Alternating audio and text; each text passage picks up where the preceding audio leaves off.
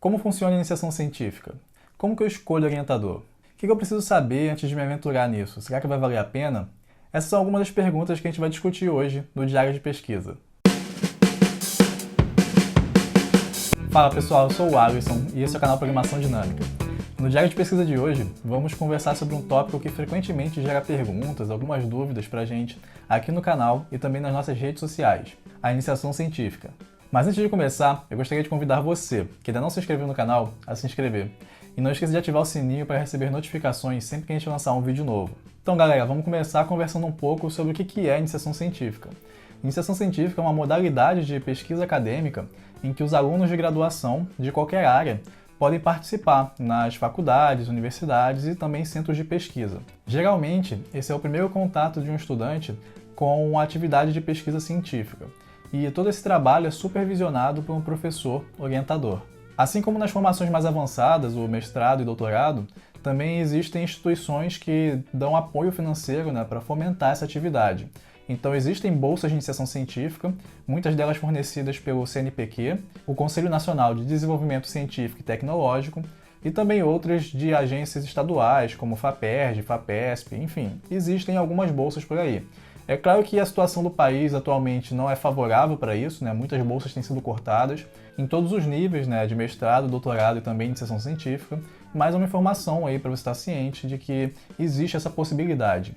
O valor atualmente é uns R$ 400, pode variar aí dependendo da agência de fomento, mas a realização do programa em si não depende da bolsa. Então tem muita gente que participa de programas de iniciação científica voluntários em universidades, enfim, centros de pesquisa, e tem também o professor orientador, enfim, conduzem o trabalho ali da mesma maneira, Eu fiz iniciação científica durante a minha graduação, então muito do que eu vou falar aqui é um olhar a partir da minha experiência e também do que eu observei, de algumas outras pessoas próximas que eu vi que também fizeram iniciação científica.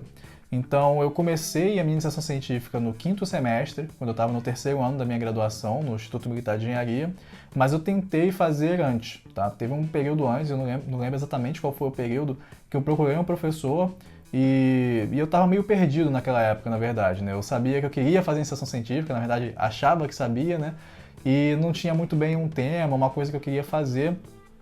Talvez estivesse até sendo induzido ali por estar observando o que outras pessoas estavam fazendo, Então, acho que nesse momento a gente não tem tanta maturidade para escolher, para saber das coisas. Eu também não tinha nenhuma referência em relação à área acadêmica, à pesquisa, Os meus pais, por exemplo, eles não têm nem graduação. E, enfim, o contexto ali me levou a procurar um professor e conversar a respeito. Mas aí já tinha passado os prazos para a aplicação do projeto para a fundação que financiava esse tipo de bolsa lá no IME, e o professor comentou que existia a possibilidade de conseguir bolsa pelo CNPq, mas que ele não poderia solicitar essa bolsa porque ele não era doutor. Então fica aí uma informação, talvez para você pesquisar um pouco mais, que os professores que têm doutorado, eles têm maior possibilidade de conseguir uma bolsa de iniciação científica para fornecer para alunos, enfim, para ter projetos apoiados por esse tipo de fundações de fomento. Mas enfim, olhando agora para trás, de como as coisas se desenrolaram, isso foi até uma coisa positiva para mim, porque naquele momento eu realmente estava meio confuso e não estava tão preparado, talvez, para englobar mais uma atividade na minha rotina ali. E aí, então, no 3º ano do IME, eu comecei a fazer iniciação científica e não fui lá no próprio IME, eu fiz num outro lugar. Eu fui fazer iniciação científica no IMPA, o Instituto de Matemática Pura e Aplicada, que é o local, inclusive, que eu fiz o meu mestrado e que atualmente eu faço o meu doutorado. Então, mais uma informação interessante para você aí é que você não é obrigado a fazer iniciação científica no mesmo lugar que você estuda. Eu vi, inclusive, algumas semanas atrás, o CBPF, Centro Brasileiro de Pesquisas Físicas, abrindo chamadas para alunos que estivessem interessados em fazer iniciação científica lá, e ele também é um centro de pesquisa que não tem graduação, voltado para a área de física, e mesmo universidades, públicas e privadas também, tem essa possibilidade. Eu lembro de colegas lá do IME que faziam iniciação científica na PUC, aqui do Rio de Janeiro.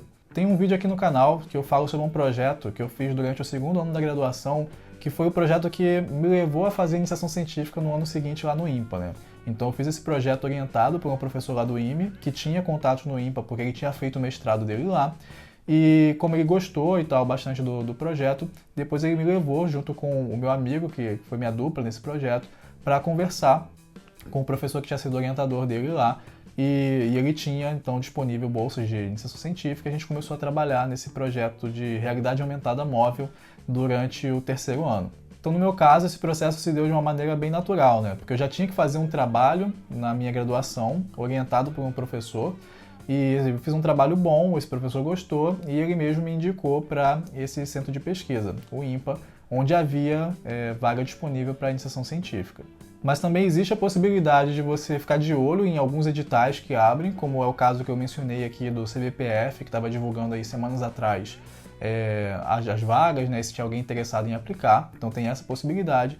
E tem a possibilidade de você ativamente mesmo ir atrás de professores, seja aí no lugar onde você estuda ou nesses centros de pesquisa, né? Às vezes você tem a possibilidade de fazer disciplinas nesses locais de maneira avulsa, mesmo sendo locais que vão oferecer cursos ali a nível de mestrado, doutorado.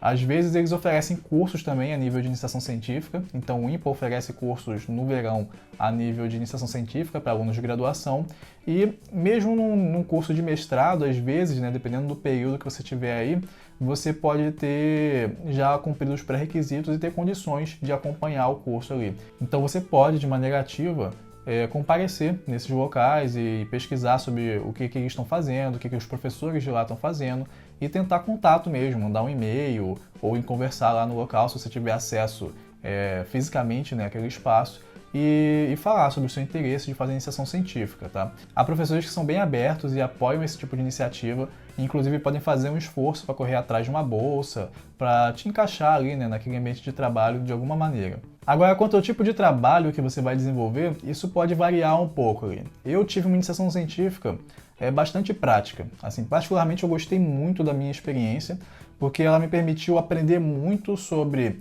tanto a parte científica mesmo, né? Então eu li alguns artigos, eu estudei mais a fundo assuntos que eu não iria estudar na minha graduação, e eu também pude fazer bastante implementação de coisas práticas, né? Então foi por conta da minha iniciação científica que eu comecei a desenvolver aplicativos para Android e também iOS, né? Inclusive era lá que eu tinha acesso a um Mac, né? Para poder desenvolver no iOS você tem que ter o macOS e tal, e eu não tinha, porque é muito caro, né? Então sempre que eu podia, eu ia lá no laboratório para estudar iOS, né? Usar o Mac para implementar alguma coisa, e com isso eu aprendi muito, né? Então eu aprendi muito dessa parte de desenvolvimento mobile, também aprendi muito de computação gráfica, fazendo desenvolvimento com OpenGL e como é que eu podia renderizar coisas 3D e tal. Então, na minha iniciação científica, tinha bastante de estudar muito sobre um tema, né? Então, eu estudava com livros, realmente, com artigos, né? E aí tem o papel do professor orientador de assim, fazer realmente uma curadoria, né? Indicar para você, né? Fazer uma orientação de como que você pode se desenvolver, né? E isso é uma percepção que vai variar muito de orientador para orientador. Então, assim, pode ser que você esteja trabalhando com alguém que esteja mais interessado que você realmente se desenvolva em um tema em particular, que você faça alguma entrega particular, tá? Pode ser que a pessoa esteja mais orientada a um determinado projeto do que ao seu desenvolvimento em si. Eu, particularmente, acho que tive muita sorte, assim, de trabalhar com o professor Luiz Velho, que é um cara que ele tinha mais o foco na pessoa, sabe? Em tentar prover ali as bases e dar uma orientação que me permitisse me desenvolver da forma que seria melhor pro que eu quisesse trabalhar, né? Inclusive, se eu não quisesse mais seguir aquilo, que eu pelo menos levasse algo de positivo para a minha vida. Então, nesse ponto, eu vou parar para fazer uma reflexão bem pessoal de como que eu olho oportunidades na vida, tá? De uma maneira geral, mas que, assim, começou a partir dessa minha experiência de iniciação científica. Então, algumas pessoas, elas valorizam mais o que elas vão fazer, tá? Qual que é a determinada atividade ou tarefa, enfim, o que elas vão contribuir ali no espaço que elas estão procurando trabalhar, seja uma iniciação científica, seja realmente um trabalho, um estágio, tá? Tem outras pessoas que vão valorizar mais as pessoas que estão envolvidas ali, tá? Se valoriza mais com quem se trabalha do que com o que se trabalha. As duas opções são válidas e para você ela pode se modificar de acordo com o contexto. Mas assim, eu descobri que eu sou uma pessoa que tende a valorizar mais com quem se trabalha do que com o que se trabalha. E a minha iniciação científica foi uma das experiências que me permitiu ver isso, e esse pensamento tem me acompanhado em outras experiências de vida também. Então, inclusive no momento que eu fui aplicar para o doutorado, eu pedi uma conversa, né? Fui conversar com o meu orientador de mestrado, que foi o meu orientador de iniciação científica, né? Fui conversar com ele antes de aplicar para o doutorado, porque na verdade eu estava pensando em aplicar para um outro lugar que não era o IMPA. Eu tinha algumas dúvidas, algumas coisas na cabeça. Como eu falei, também não tenho, né, uma referência próxima da área acadêmica que eu possa discutir sobre esse tipo de coisa. E por mais que meus pais sejam ótimas pessoas, pessoas próximas que me querem bem, eles não são os mais indicados para me dar conselhos em relação à vida acadêmica mesmo, nessas questões de carreira, assim. Eles mesmos se sentem um pouco perdidos com relação a isso. Então eu fui conversar com o meu professor, que tinha sido o meu orientador. Não falei que eu queria um conselho, assim, também não quis imputar essa responsabilidade, esse peso nas costas dele, vamos assim dizer, tá? Mas, enfim, fui colher um pouco de informação e naquela conversa eu tive a certeza e a convicção do caminho que eu queria seguir e da onde que eu queria estar.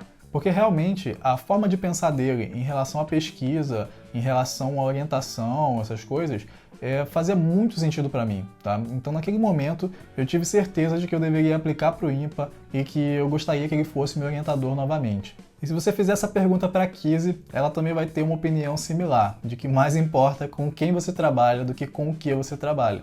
E a experiência de iniciação científica dela foi bem diferente da minha. Na verdade, ela não gostou tanto, porque apesar dela ter um tema legal, ela trabalhava com coisas de malware, de segurança da informação, ela não teve uma experiência tão legal com o orientador. Então, isso é uma coisa aí importante para você pensar e que às vezes você não tem realmente muito insumo para decidir, né? Mas isso também é uma coisa muito pessoal, né? Porque, primeiro, essa questão de com quem se faz varia muito, né? Dependendo de quem você é. Então, é realmente uma questão de ter um casamento ali, né? Um match entre a sua personalidade e a daquele professor, né, o professor orientador. E também tem uma outra questão de que talvez você queira estudar um tema muito específico, que só exista uma pessoa ali próxima que esteja mais apta a fazer essa orientação, né?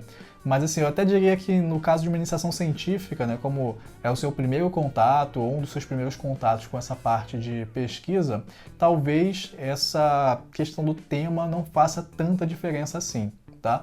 Porque tem muitas questões novas que você vai ter que aprender a lidar e que você vai desenvolver ao longo desse trabalho que fogem a parte do tema mesmo, né? Tem a questão de você lidar com artigos científicos, né? Então você começar a ler um artigo científico e tentar entender qual é a ideia principal daquele artigo, como é que você pode pegar referências, tanto para você citar depois, quanto para você realmente ir construindo a sua linha de raciocínio, né, científico. E esses artigos vão estar em inglês, então talvez você tenha que se aprimorar nesse idioma, e você vai ter que escrever, e por mais que você possa escrever em português, né, e deva escrever os relatórios para as agências de fomento em português, você precisa se habituar com uma redação científica, né? Inclusive é algo que vai te ajudar aí posteriormente a escrever melhor para o seu TCC. Então eu falei um pouco sobre como a minha iniciação científica se desenrolou, né? Tanto com aspectos práticos quanto com aspectos teóricos. Tem essas questões gerais que você vai aprender, né, a lidar com artigos científicos e também fazer uma redação científica, mas também existem outras formas, né, de desenrolar a iniciação científica. Então eu já vi pessoas que têm uma iniciação científica assim, mais voltada para realmente compreender, só estudar realmente ali a área, ler os artigos, fazer resumos, esse tipo de coisa. O tipo de objetivo, geralmente você vai estabelecer ali em conjunto com o orientador e também, dependendo do estilo do orientador, ele pode te pedir para fazer coisas semanalmente, né, ou quinzenalmente, enfim. Vai estabelecer ali uma periodicidade para você fazer algum tipo de entrega. Enfim, essa forma de acompanhamento depende de uma conversa entre vocês, né? Um outro tipo de iniciação científica que eu já vi é o da pessoa fazer uma disciplina de mestrado e aquilo contar como iniciação científica, né? Então eu já vi orientador que pedia para a pessoa ir fazendo uma ou duas disciplinas, né? Porque geralmente se tiver a bolsa dura 1 ano, então dá para fazer 2 semestres. Então a pessoa fica ali estudando e o orientador pode pedir algum tipo de relatório, alguma coisa, algo que realmente vai servir bastante para a pessoa aprender mais, né, sobre aquele tema. Então, na minha iniciação científica também teve um pouco disso, de estudar, fazer uma disciplina de mestrado. Inclusive, eu tentei fazer quando eu estava no 3º ano, mas não consegui acompanhar o ritmo, aí eu desisti da disciplina e eu continuei a iniciação científica depois no 4º ano, E aí eu tentei novamente, fiz uma outra disciplina lá e dessa vez deu certo, estava num ritmo mais adequado na minha graduação e eu consegui cursar a disciplina de Sistemas Gráficos 3D. E isso foi bem legal que depois, quando eu apliquei para o mestrado, eu não tive que cursar essa disciplina de novo no mestrado, os créditos já contaram. Bom, eu acho que em linhas gerais a gente abordou os principais aspectos, né, de uma iniciação científica. Se você tiver alguma dúvida, alguma questão mais específica, você pode colocar aqui nos comentários, que de repente a gente traz um novo vídeo aqui, né, para tratar de alguns assuntos particulares. Se você gostou desse vídeo, não esqueça de deixar o seu like, nem de se inscrever aqui no nosso canal para dar aquele apoio ao nosso trabalho. Muito obrigado e até a próxima!